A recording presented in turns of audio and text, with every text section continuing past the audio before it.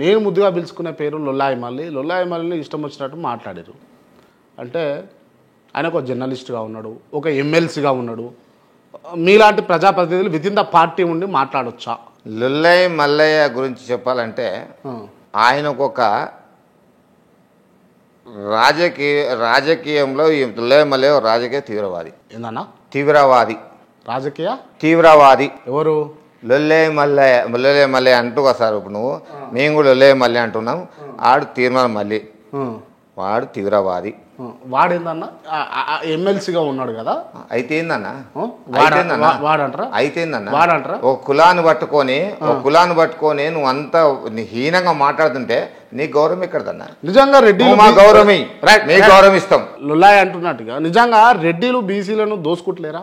ఏడన్నా క్లియర్గా బీసీలకు రావాల్సినటువంటి ఏవైతే ఉన్నాయో అవన్నీ కూడా రెడ్డిలే ఎత్తుకుపోతా ఉన్నారు, దోసుకుంటున్నారు అని అంటున్నారు. అన్న రాజ్యాంగం రాసింది నీ అయ్యా నా అయ్యా కాదు కదా.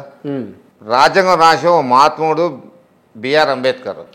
మీ 45 రిజర్వేషన్లకేని నీ రిజర్వేషన్లకేని మేము ఎత్తుకుపోయింది ఏందో ప్రూవ్ చెయ్యి.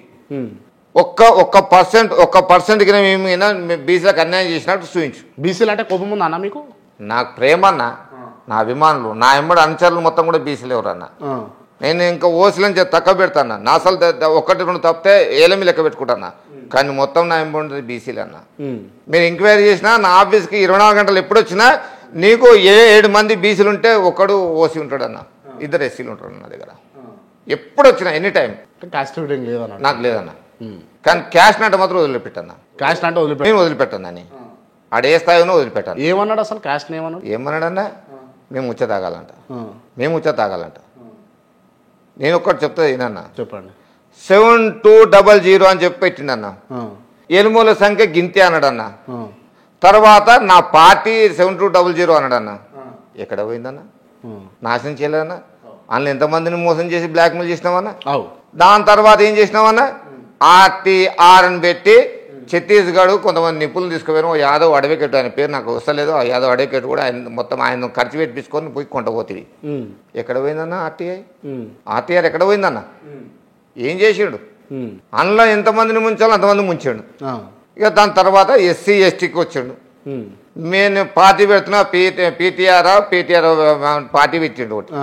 అందులో పెట్టి ఎస్సీలకు నేను సీట్లు ఇస్తా, నేను వాళ్ళని మొత్తం వాళ్ళకి ఇస్తా అని చెప్పి ఆటో డ్రైవర్లని అమ్మాలని మొత్తం సర్వనాశమిడాలు పుస్తలు మొత్తం పంపించి అన్న ఖచ్చితంగా నువ్వు అడిగితే నేను చూపించమంటే వాళ్ళు నష్టపోయిన వాళ్ళు బాధితులు రోడ్ల మీద చెప్పుకో తిరుగుతుంటే ఇన్ని నీకు చెప్తున్నా అన్న. ఇవాళ నువ్వు ఒక్కొక్కరిని పోయి నువ్వు సుమారు 6 ఏళ్ళ మీటింగ్ పెట్టామన్నా.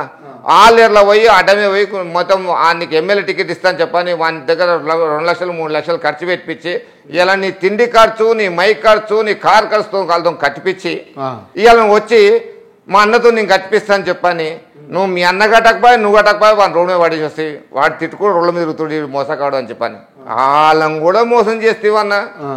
లాస్ట్ ఎస్సీ అంటేవన్నా వాళ్ళని కాపాడుతా లేపుతా చేస్తా అని చెప్పని నా ఛాయ్ డబ్బులు లేవు, నేను బిచ్చగాని నాకు డబ్బులు ఇయ్యి అని చెప్పంటే మా రెడ్డిలలో కూడా పేద ప్రజలు కూడా నీకు పైసలు వేసారు కదా.